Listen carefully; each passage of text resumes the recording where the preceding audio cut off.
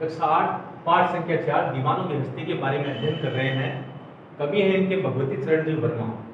तो कवि ने अपनी पंक्तियों के माध्यम से अपनी विशेषता उजागर की है, कवियों की विशेषता उजागर की है, जो हम आज पढ़ेंगे।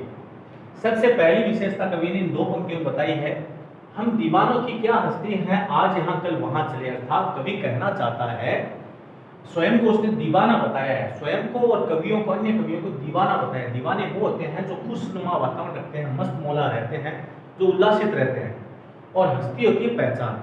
तो कवि कहता है कि हम उल्लास में रहने वाले व्यक्ति हैं, हम तो मस्त मौला हैं, हमारी कोई पहचान नहीं है, क्योंकि हम आज यहाँ कल वहां चले। हम एक स्थान पे स्थिर नहीं रहते, आज यहाँ है तो कल वहां है।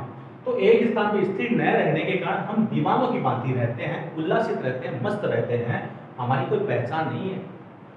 फिर मस्ती का आलम साथ चला, हम धूल उड़ाते जहां चले।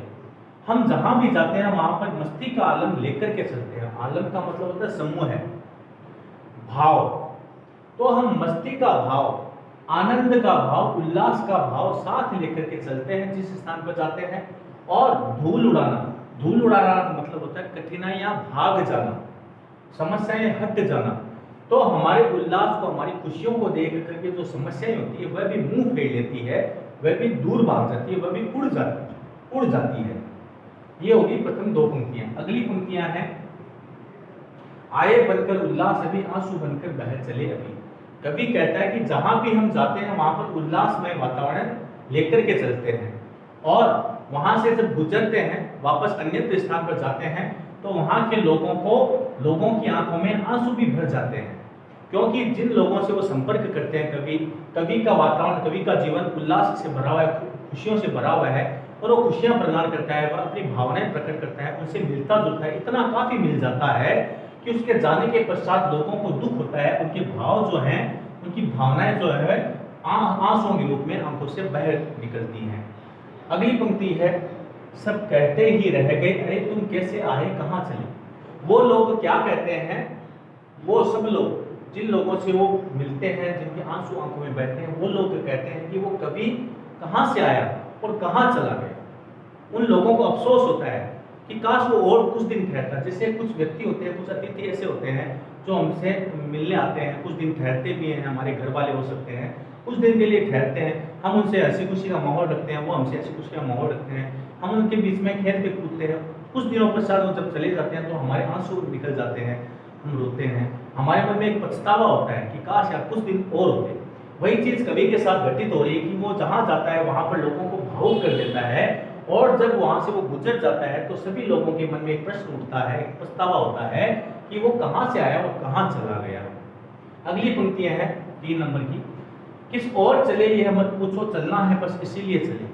कवि अपना कार्य बताता है विशेषता के रूप में कि किस ओर चले, कहाँ हम जाते हैं, यह सवाल हमसे कोई न पूछे, यह सवाल कोई मत करो, क्योंकि हमारा कार्य है चलना और इसीलिए हम चलते रहते हैं। हमारा कार्य चलना है इसीलिए हम चलते रहते हैं, और इस सवाल को कोई ना पूछे कि हम कहाँ से आए और कहाँ जा रहे हैं। अगली पंक्ति है, जग से उसका कुछ लिए चले, जग को अपना कुछ दिए चले। कवि कहता है कि इस संसार से हम ज्ञानार्जन करते हैं, कुछ लिए चलेगा मतलब ज्ञान अर्जन करना। हम इस संसार के अनुभवी जो लोग हैं, जो बुजुर्ग व्यक्ति हैं, जिन्होंने अनुभव के थपेड़े खाए हैं, उनसे हम अनुभव प्राप्त करते हैं, और उस अनुभव को हम क्या करते हैं, जग को अपना कुछ दिए चले। संसार के अन्य जो व्यक्ति हैं उनको दे भी जाते हैं, उस अनुभव को प्रदान भी कर जाते हैं। संसार के कौन से व्यक्तियों को जो भटके हुए हैं, जो अपना मार्ग भटक गए हैं, जो पिछड़ गए हैं, उन व्यक्तियों को हमें कुछ ज्ञान बांट भी जाते हैं। अगली पंक्तियां हैं, दो बात कही दो बात सुनी, कुछ हंसे और फिर कुछ रोए। कवि कहता है कि हम जिन लोगों से संपर्क करते हैं, जिन लोगों के मध्य में समूह में बैठते हैं, उनकी कुछ बातें हम सुनते हैं, उनको कुछ बातें कहते भी हैं, सुनते समझते हैं, कुछ बातें उनको सुनाते भी हैं। तो उन बातों के माध्यम से क्या होता है, बाद में हंसते भी हैं कवि और रोते भी हैं। उन लोगों की हंसी वाली बातों से उनको हंसी भी आती है, उन लोगों की भावनाएं भरी बातों से, भावुक बातों से उनको रोना भी आता है। तो कवि दोनों कार्य करते हैं, हंसना और रोना। फिर कवि कहता है, छककर सुख दुख के घूंटों को हम एक भाव से पिए चले। अर्थात पिए चले का मतलब ग्रहण करना, एक भाव का मतलब समानता का भाव, समभाव। तो कवि कहता है कि हम सुख दुख के भावों को, ये जो सुख दुख आया ना, हंसना और रोना, तो सुख दुख के भावों को हम समानता से ग्रहण कर लेते हैं, इसीलिए हम सुखी हैं। ये प्रश्न भी एक उठता है, कवि अपने आप को सुखी क्यों मानता है? क्योंकि कवि हंसना और रोना उसके लिए एक समान है, सुख और दुख का भाव एक समानता से ग्रहण कर लेता है, समभाव से ग्रहण कर लेता है, इसीलिए वो सबसे ज्यादा उल्लासित है, इसीलिए वो सबसे ज्यादा सुखी है। यही बात इसने यहाँ पे बताई है। अगली पंक्तियां, हम भिखमंगों की दुनिया में स्वच्छंद लुटाकर प्यार चले। कवि कहता है कि ये दुनिया के कुछ लोग भिखमंगों की भांति हैं, भीख मांगने वाले भिखारी।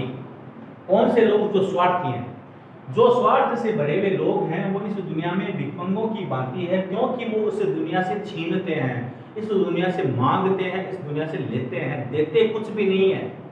तो न देने के कारण, छीनने के कारण, लेने के कारण उन स्वार्थी लोगों को उसने भिखमंगा बताया है। ये प्रश्न भी है। फिर स्वच्छंद लुटाकर प्यार चले, ठीक इसके विपरीत कवि ने स्वयं को क्या बताया? निस्वार्थ। जो निस्वार्थ भाव से स्वच्छंद रहकर, यानी स्वतंत्र रहकर अपने प्यार को, मन के प्यार को, प्रेम को, स्नेह को, इस दुनिया को लुटा करके चला जाता है, वो इसके ठीक विपरीत कार्य करता है, अर्थात वो निस्वार्थ भाव से भरा हुआ व्यक्ति है।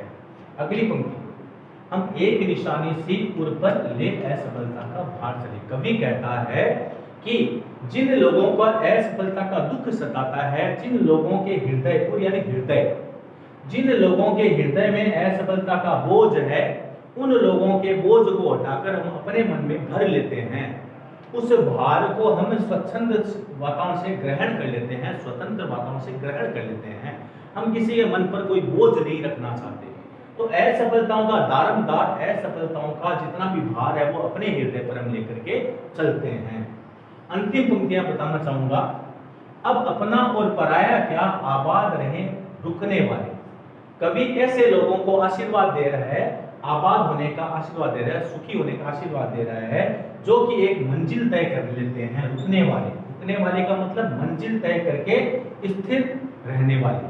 जो लोग अपनी मंजिल को, अपने लक्ष्य को तय कर लेते हैं, उस लक्ष्य तक पहुंच जाते हैं और वहां एक स्थान पर स्थिर रह जाते हैं, ऐसे लोगों को कवि ने अपने मन से आबाद रहने का आशीर्वाद प्रदान किया है कि वो सुखी रहें, वो आबाद रहें। और साथ में कहा है कि इस संसार में अपना और पराया कुछ भी नहीं है। जो व्यक्ति लेकर के आया है वो यहीं पर रह जाना है, उसके साथ नहीं जाने वाला। यानी यहाँ पर एक भाव भी सामने प्रकट होता है, एक श्लोक भी है, अयम निज पुरोवेति गणना लघु चेतसा नाम तो वसुदेव कुटुंबकम। जो छोटी बुद्धि वाले व्यक्ति होते हैं, उनके लिए अपना और पराया साथ में चलता रहता है, वो अपने और पराये की बात करते हैं। और बड़े व्यक्ति जो होते हैं, बड़े दिल वाले जो व्यक्ति, बड़े मन वाले जो व्यक्ति होते हैं, उनके लिए तो संपूर्ण पृथ्वी ही कुटुंब के समान होती है। तो यही भाव कवियों के मन पर रहता है, वो अपना पराया का भेद नहीं करते, बल्कि इस चीज को स्वीकार करते हैं कि इस संसार में आने वाला प्रत्येक व्यक्ति जिस हिसाब से आया है, बिल्कुल निर्वस्त्र होकर के आया और निर्वस्त्र होकर के ही जाएगा। उसके पास कुछ नहीं रहेगा, धन दौलत सब कुछ यहीं पर मिट जानी है, उसके मजे लोग ही लूटेंगे। तो वो यही कहता है कि अपना और पराया इस संसार में कुछ भी नहीं है, इसका घमंड मत करो। और साथ में जिन लोगों ने अपनी मंजिल को तय कर लिया है, उन लोगों को मैं आशीर्वाद देता हूं कि वो हमेशा आबाद रहें, वो हमेशा सुखी रहें।